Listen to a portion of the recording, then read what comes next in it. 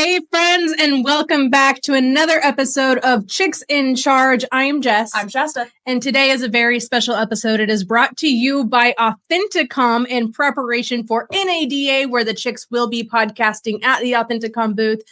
Remind me, what is that booth number again? 3319. 3319. Thank you, Shasta. All right, guys, today we have a very special guest for you. It is Sleiman Serhan with Inmar Intelligence. He is the Director of Product and Strategy, and we are so excited to welcome him on the Chicks in Charge today. Hey, Sleiman, how are you doing? Hey, Jess. Hey, Shasta. Nice to see you guys. You too. Thank you so much for joining. Happy New Year. Man, Yes. and it's going fast, isn't it? Like, we're already almost at NADA, which is going to be exciting. Will you be there? Very excited. I'm going to be there. I'm going to make sure to check that booth. You're going to have to. We cannot wait to meet you officially in person. That's going to be super exciting. Same here. For sure. So you have a pretty solid partnership with Authenticom, which we're going to get into in a minute. But we were talking a bit before we hopped on the recording, and you have a really interesting past. So I want you to kind of introduce yourself to the audience if they aren't aware of who you are, how you got your start in automotive, and even more so, how you got your start in the U.S. Yes. Yeah, I'd be happy to speak to that. So first of all, I want to say thank you guys for having me. My name is Sleiman Serhan. I'm originally Lebanese, so I've lived in Lebanon for most of my life. I had a few years where I lived in Africa, in Senegal, where I worked in the mining industry. So pretty different from where I'm at right now. It's cool. And, my life has been a little bit kind of chaotic where, I've been always, we were talking about that earlier, cursed with, all the geopolitical turmoil that's, in this region. And I understood that, 2019 was the marker for me because I was, there was a series of tragic events that happened in Lebanon that led me to, decide that it's time for me to move on and new life. And that's where I decided to come to the US, the land of opportunities. And thankfully, so I did that with all the AI stuff that's happening and the revolution that's happening in technology. So I came to North Carolina. That's where I landed.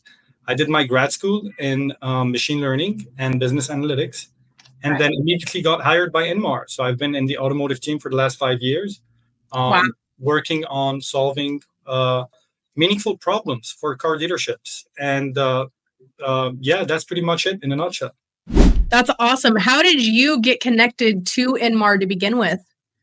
Yeah, so it's a funny little anecdote. I went to Duke for grad school, and then my ex-manager within the automotive team was a Duke MBA, and he reached out to the career services saying that he's looking for Duke graduates. We got connected. He sold me on the vision. I was sold on the vision, in terms of where Inmar as an organization is going, and specifically where the automotive industry is going. And I thought that, the intersection of technology and the richness of the automotive data could be very useful for, it's an industry that's ripe for innovation. And that's really what excited me. The fact that it was also in North Carolina played a huge role. However, currently I'm in New York, so I moved away from North Carolina and, enjoying the new life in New York. So, yeah. What part of New York are you in? Are you the big city? In the big city, Manhattan. Oh, awesome. How different is that from the area you grew up in? Oh, I mean, New York. Wait, we're going to need a different podcast. It's funny. I've always wanted to go to New York City and never have, just because it's a little intimidating. Like, you need like a tour guide to go with you. It is. And but New York is nice because it's, very kind of fast-paced environment. You meet a lot of people, so a lot of opportunities for networking. Yep. Luckily enough, I'm living with my grad school friends, so they're my roommates. So that makes it easier to kind of share my life with them. Yeah. And, everyone is career driven here. Everyone is focusing on pushing the boundaries, and that's what excites me about New York ultimately. I love that. That's cool. So tell us a little bit about what Inmar does. Right. Inmar as an organization, started off 40 years ago in the incentive space, specifically in the grocery retail industry. And so, again, there's this little anecdote where 40 years ago, Inmar used to collect all those coupons and weigh them determine. So obviously today we move into the digital space. Inmar slowly started moving into, from incentives to loyalty, and then started, tapping into advanced digital media. Currently, Inmar provides a full suite of MarTech solutions, and we're even tapping into retail media networks. And that's Inmar's strongest presence. It's in the grocery retail space. However, Inmar does have a footprint in other verticals, such as pharma, the supply chain, and then automotive. This is where automotive comes in. Okay. You see a lot of similarities between grocery data and automotive data. Mhm. There's also a lot of differences. Obviously, from a life cycle perspective, you buy more produce. You buy produce every week because you Right. need to replenish it, and you want to buy fresh stuff. You don't buy a car every week, and you don't service your car every week. So those are the small differences that we see from a data perspective, especially when we're trying to build algorithms to detect signals. But then there's a lot of similarity as well. The similarity is in the richness of data. So dealers today are sitting on what I would call a gold mine. Mhm. The problem is that gold mine is, I'm going to say, not tapped well enough, right? For a lot of reasons. One of those reasons is that the data is not clean, is not standardized, is not consistent, it's not reliable, and so I think this is where Authenticom comes in, where we know that data is a commodity today, okay, but it's also the most important commodity that's going to fuel those algorithms and all those engines that are going to be created from it. Authenticom comes in the middle, and then takes that data, consolidates it, cleans it in a reliable and consistent way, so that we can feed off of that data and then make meaningful and generate, add intelligent layers on top of that data, so that we can activate on signal. If that makes sense. Yeah. Absolutely. Well, so on my side of things, like I run an offsite BDC, and we do a lot of work with campaigns and call campaigns, text campaigns to bring customers back in the showroom. And I'll tell you that if we don't have clean data, what we do is useless, and it's a lot of wasted man hours. So having clean data within your DMS, your CRM, all of your marketing efforts is so important. I mean, that's the basis of where you have to start with everything. Exactly, and so that's the first, I would say, big theme. But then if you overlay into it, like the principle of, dealers today are faced with a lot of, I would say, macroeconomic headwinds, but also, internal headwinds, right? Mm-hmm. The industry is, undergoing a lot of change, right? Starting with the OEMs, regulations, even geopolitics is more or less kind of, intertwined in all this, this whole story. And so dealers need more than ever to focus on the in-store customer experience with their customers. Absolutely. And they want to kind of, rely on a trusted partner for their marketing solutions. And you want to have consistency between the digital customer experience and the in-store customer experience. 100%. Dealers don't also lack the time and the bandwidth, basically, to analyze the data that they have. They don't have that time. I talk to a lot of general managers, a lot of service advisors, fixed ops directors, even marketing managers at a car dealership. And these guys are always overwhelmed with work. Getting a hold of them is very hard. And, ultimately what Authenticom is trying to do and what Inmar is trying to do is make dealers' lives easier, right? And so Inmar's mission in general is to empower businesses to make smarter decisions so that we can impact ultimately consumer lives, right? And it all starts with the data. 100%. That's I love that statement. It's a good mission statement, and it's very clean, clear, and to the point. Yeah. So I would say that, coming back to what you mentioned, Shasta, on the BDC and like the quality of data, again, a consistent theme, regardless of the industry, right, is personalization.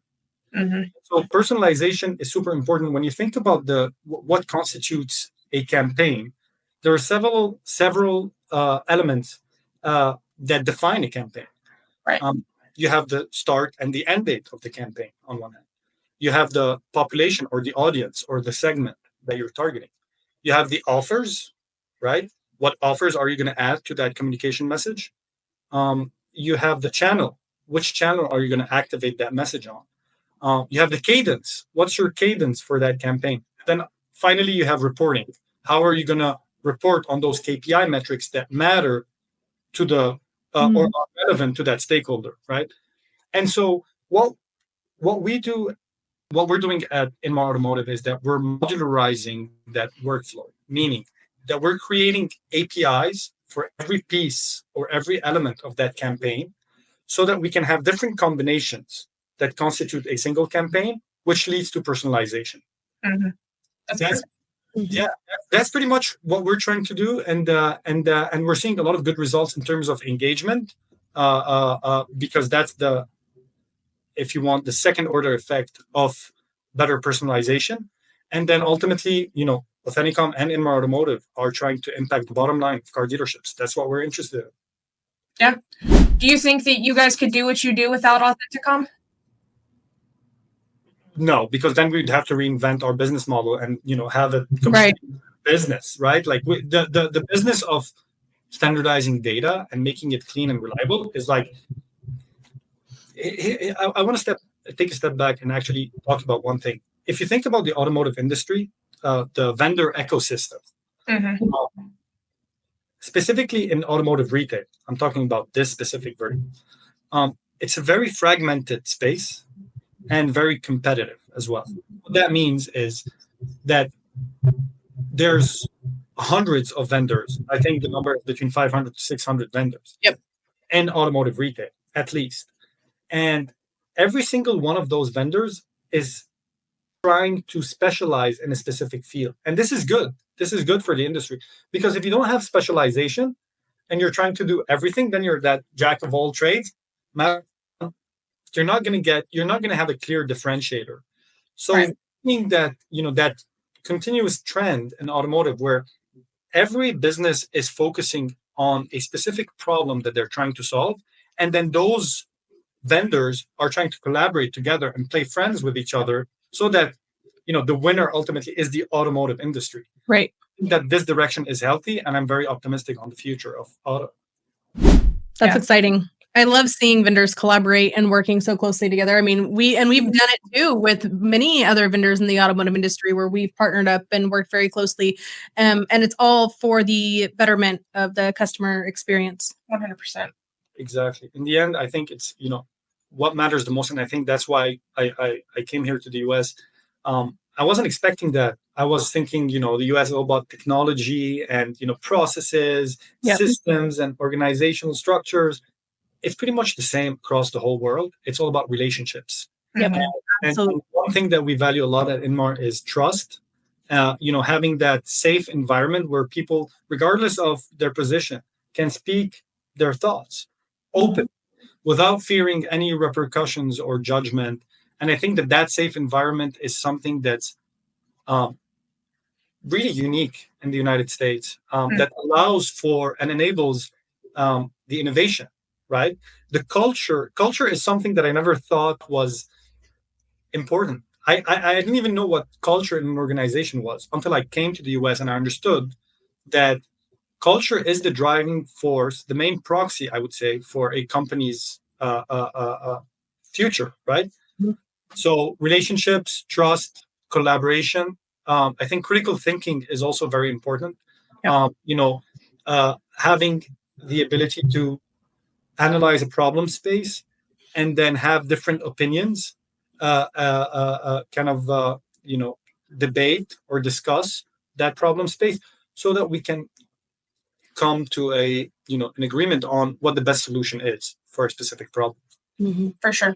So you mentioned you're going to be at NADA. Will you guys have a booth, or are you guys going to be attending sessions, or what's your plan? So we have basically, and we don't have a booth. No, we don't think we're there yet. We are in a position right now where our hands are tied with actually solving problems, and our team is composed of product people, engineers, and data scientists. That's mostly the composition of our team. And so everyone is heads down trying to focus on, solving problems with data, building algorithms, and then testing those algorithms, and then collaborate closely with our customers. I will be there with a couple of my peers, and we're going to be meeting with our existing partners, our clients, and then we do have some potential leads that we're talking to as well. And basically, it's NADA this year is going to be in New Orleans. It's an opportunity to kind of get up to speed on what's happening in the industry, and that's important for us because we, as much as we focus on ourselves and are trying to build our own thing, it's important to keep track of what's happening in the space and understand where the industry is going, and what trajectory is the most likely in the next 5 years. I keep hearing that statement, like we need to track and see where the industry is going. And I think, honestly, if we think about it, it goes where we create it. So as we create new technology and new ways to use that technology, I think we're the ones that are, paving that road for the rest of the industry, while the others are sitting back and just waiting for us to do so. Couldn't have said it better. Yeah, exactly. That's exciting. So if anybody wants to get a chance to meet with you at NADA, what is the best way for them to track you down? I can put my phone number on this podcast, and then everyone can call me. My email, phone number, reach out to me on LinkedIn. I haven't been active lately on LinkedIn, but I think LinkedIn is a very powerful tool to connect.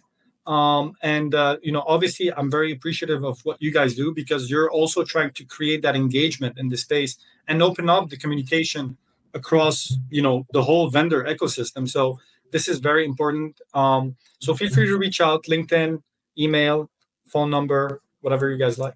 What is your, we'll pop everything into the show. Hopefully you get a chance to meet a lot of awesome people at NADA, and I'm sure we'll get to meet you in person. We'll be at the Authenticom booth the whole time, getting to meet with a whole bunch of new people and have some more awesome interviews like this. Are you there for the 3 days? We fly in Thursday and then fly out Monday. So we're there for the 3 days. And it's going to be hectic. Yeah.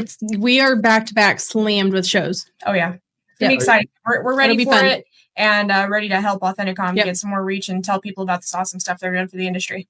That's awesome. All right. Well, thank you for your time today. We appreciate the chance getting to talk to you. Yes. Thank you, guys. Pleasure.